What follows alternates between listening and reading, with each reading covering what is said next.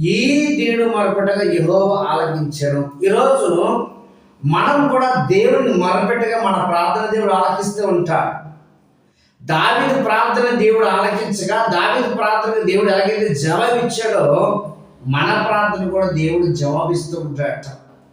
అతని శ్రమలన్నింటిలో నుండి అతన్ని రక్షించాను. పిల్లరా, మన సమస్య నుంచి, మన బంధకాలని దేవుడు విడిపిస్తాడు, రక్షిస్తాడు. అయితే మనము విశ్వాసంతో దేవునికి సమీపంగా జీవించాలి.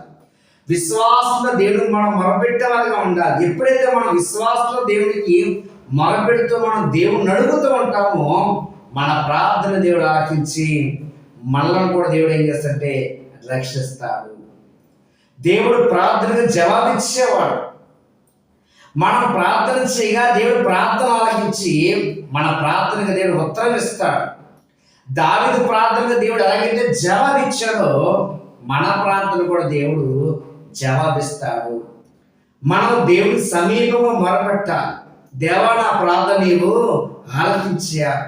దావీదు ప్రార్థన ఆలకించిన వాడా, నా ప్రార్థన ఆలకించు. దావీదు ప్రార్థన ఎలాగైతే జవాబిచ్చావో తండ్రి, నా ప్రార్థనకు జవాబు దయచేదేమని మనం కూడా విశ్వాస దేవుడు మొరపెడితే మన ప్రార్థన కూడా దేవుడు ఆలకించి మన ప్రార్థన దగ్గర ప్రతిఫలం దేవుడు దయచేస్తాడు.